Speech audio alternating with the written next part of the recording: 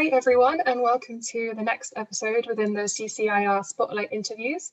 Today I'm talking to Hannah about her work within the one-to-one mentorship program with Dr. Alejandro Canizares-Lombarte, and she's been looking at a combination of neuroscience with criminology. So I'm going to start by letting Hannah introduce herself and tell us a little bit more about what she's been working on, because it sounds pretty exciting.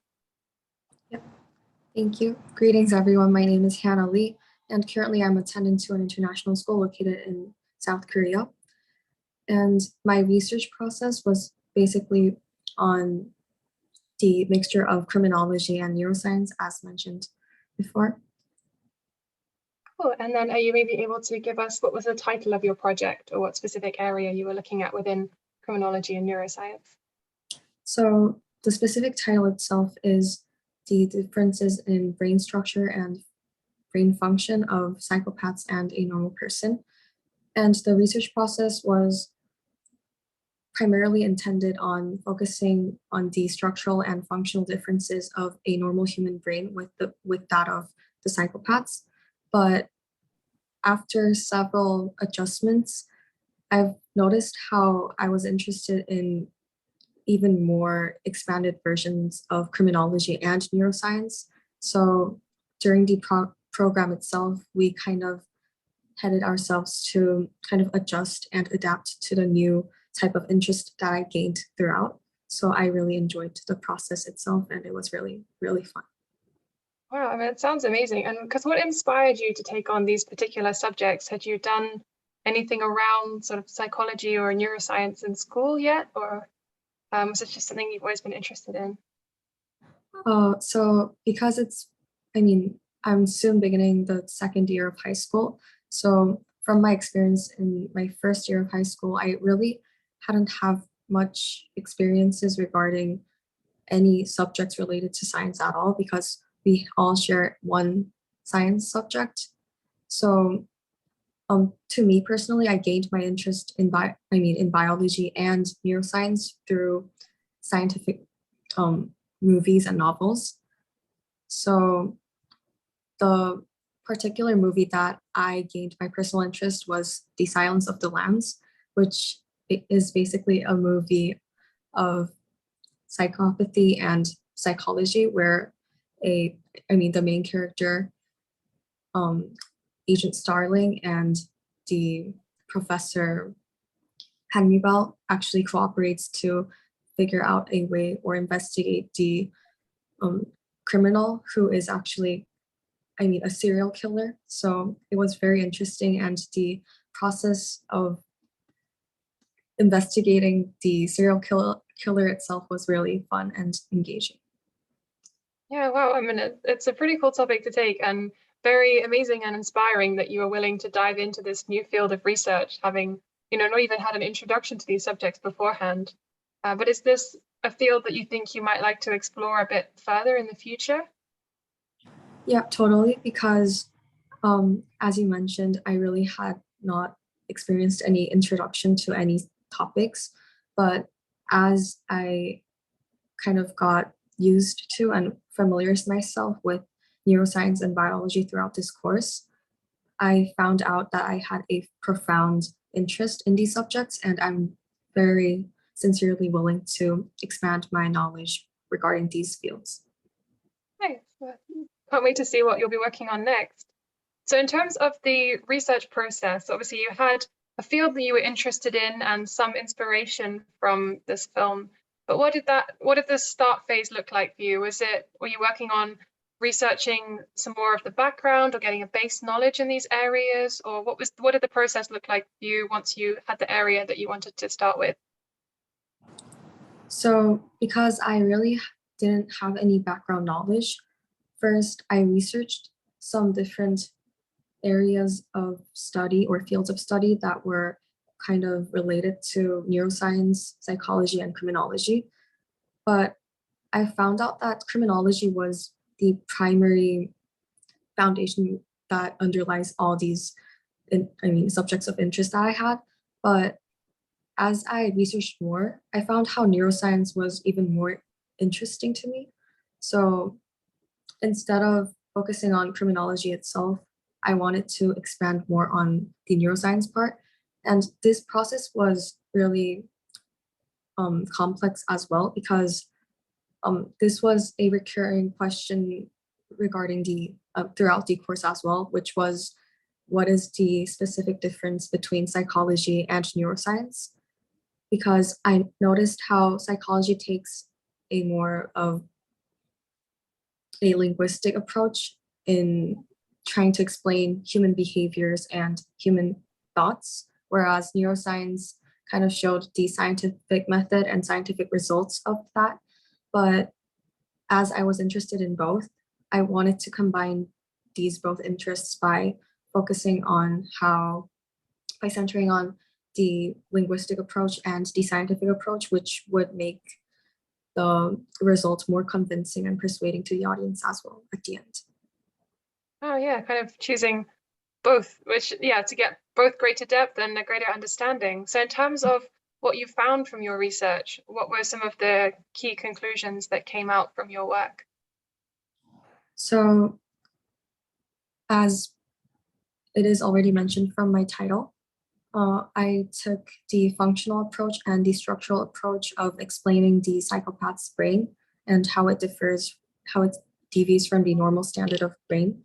So from the structural approach, my professor told me how human brains are focused on the more in-depth activities on the front side of your brain, whereas when it kind of extends further to your back side of the brain, it centers on the subconscious part or activity that you have on a daily basis. For instance, the breathing part, or the things that you do subconsciously when you breathe, or etc. So I noticed how psychopaths had a different structure in terms of their prefrontal cortex, because the frontal lobe actually centers more on the empathy, morality, and those type of emotional feelings. So they told us how the gray matter and the prefrontal cortex is less developed in psychopaths, and the amygdala is a particular area or region in your brain, and it is linked to emotional processing. So it also told us that the density in amygdala was also lower in psychopaths, which told me that, as a conclusion, psychopaths' brain structure itself kind of proves how they have a lack of empathy and lack of emotional feeling compared to that of a normal person. And the second approach was the functional. So because my course, the objective of my course was to write a scientific review, I reviewed more than 30 articles, and throughout those articles, I found a lot of experiments that were conducted by different professionals, and those professionals kind of focused on the functional MRI, which is basically an MRI image that you take before and after a task and kind of compare the difference of blood density rates regarding each region. So you take one picture before an activity and after. So in that case, you can measure how a certain activity kind of activates certain activates certain blood pressure, a higher blood pressure in certain areas of your brain. Mm-hmm. So those activities were very profounding as well, because for example, those activities included where a subject of 100 people and a subject of 19 psychopaths were expected to watch a horror movie or a violent movie, and they kind of measured the differences in between before watching a movie and after, and the result was really interesting as well, because it turned out that the psychopaths didn't have any type of change at all, whereas the normal people had a lot of change after watching the violent movie, which kind of in conclusion shows that psychopaths lacked emotional feelings in conclusion. And those type of researches were included in my study, and it was really interesting to study.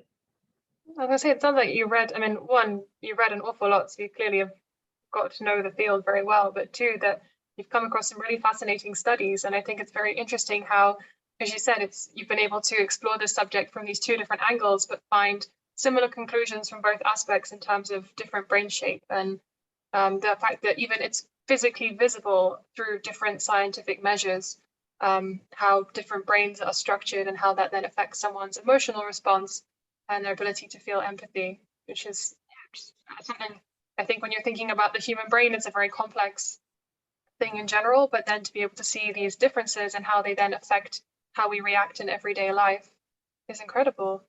And then you also mentioned, as part of this course, you were learning with the help of your, you had a one-to-one mentor and then also classes or kind of support with that.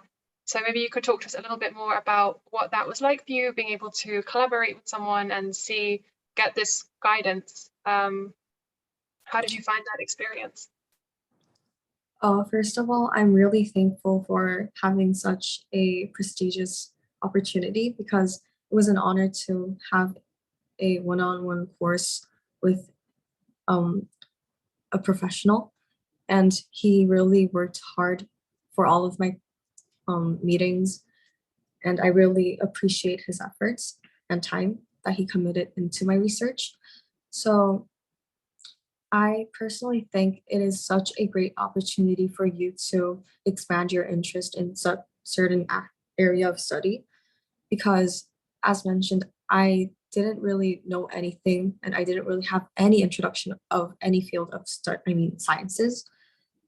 But as I had more meetings with my professor, I gained a deeper understanding of every type that were involved in my topic. And I want to tell everyone that you don't really have to be afraid of anything if you just have a passion of something, because personally I feared and I was apprehended of certain of starting a new learning experience if you lacked background knowledge and if you had a lower starting point compared to everyone else. But I just took the risk because I thought it was a great opportunity, and because Cambridge is my dream school and I really wanted to explore more of it. But I really don't regret it. But not only that, I really want to recommend it to everyone, because throughout this experience, and ultimately I gained a more profound passion, and now I have consolidated my interested field. So now I know my intended major and what to study and focus on. So this experience itself will be very enriching if you have one. Well, thank you. And I think those are definitely words to live by when you're saying, don't worry about not being at the right level, as long as you're passionate and then you're willing to put in the work. You yourself said how you did that contextual research, you gave yourself that foundation in a subject before then starting to explore one specific aspect further. And if you're willing to put that in, then I would definitely agree with you that there's, no subject that's unavailable to you. And then in terms of doing things that some people often feel quite apprehensive about, how did you then find the process of actually writing up your results? Because you had read all of these very interesting research papers, and then it came to writing your own scientific review. And I know that's something that people can often find quite daunting, of, first piece of professional writing and wanting to write it's a different type of essay or different type of writing to what people are often used to in school. So what was that like for you? So I only wrote essays prior to this course, so I really didn't know how a professional research paper was structured or what it should include in. So majority of my meetings were focused on studying with the context of my topic, but it also focused on how a review or a research paper should be structured and how it should be professionally linked logically and share a united flow. So I think my professor really did well on teaching me such a lesson, because at first I really didn't have a logical flow because since I was really used to writing short paragraphs and essays, I tended to draw conclusions very quickly with the within each paragraph. I made conclusions at first, but my professor noted me that in a scientific review or such research papers, everything should flow logically. So you shouldn't make conclusions quickly. And basically, because we have a final section named conclusion, that is where I should make all conclusions. And therefore, it would be easier for the readers to follow. So I think that was the greatest learning point that I had. But instead of that, the structural part and how the subtopics and the subtitles were named were also interesting to learn because it really deviates from the standard of English that I've learned. And I've only thought of science as mathematics and science to be really objective and really narrow. But after having the experience to write, I've noticed how it also has a more linguistic approach because at the end, instead of just focusing on statistics and numerical values, you add on more explanation and detailed version of your understanding to make the audience and readers to understand your findings. And I think that is really significant within our society. So I thought that knowing how to make this communication, the way I transfer my knowledge to the readers more in a facilitated version was very valuable. And I would never regret learning this. Yeah, I think it's definitely an important skill going forward. If this is, if we're looking to take on further study, being able not only to do the research, but then also communicate what you find in a way that other people then can access and build on what you've learned as well. Maybe one day then your paper will be part of someone else's scientific review, which would be pretty cool. And then just in general, in terms of the program, it seems like, it's amazing because it seems like you've really enjoyed being a part of it and that you've got a lot from it. Are there any as well kind of personal growth or lessons that you think you're taking away from doing this in terms of how you approach kind of study or just how you see maybe parts in the future? I know you've already said that this has helped inspire you maybe for a major you want to take when you get towards further study. And obviously you're still only in second year of high school, so got some time yet still to think about it. So because I used to be a procrastinator, and I am not really proud of this because I find it really wasteful when when you procrastinate often. But I procrastinated even knowing that. So I don't think I really have a chance to say it. But because now I'm not, I think I have a chance to tell everyone on how important it is to not procrastinate because throughout this journey, during the initial part or the initial duration of this course, I kind of shifted meetings and kind of delayed some of my meetings because I was busy and I had a task, but because I procrastinated a lot, my due dates were up on date, and that is why I couldn't attend to meetings.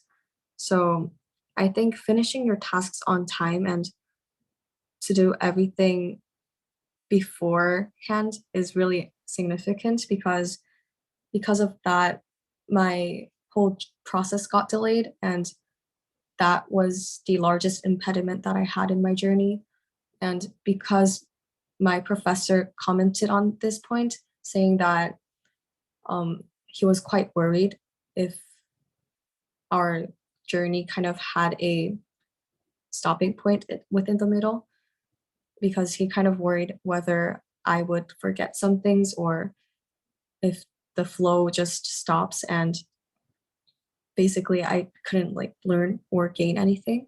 So because of that comment, I reflected a lot because I noticed how my professor really dedicated a lot of his time and effort to kind of complete my journey, but whereas I didn't do that much, because even though I had a lot of passion, my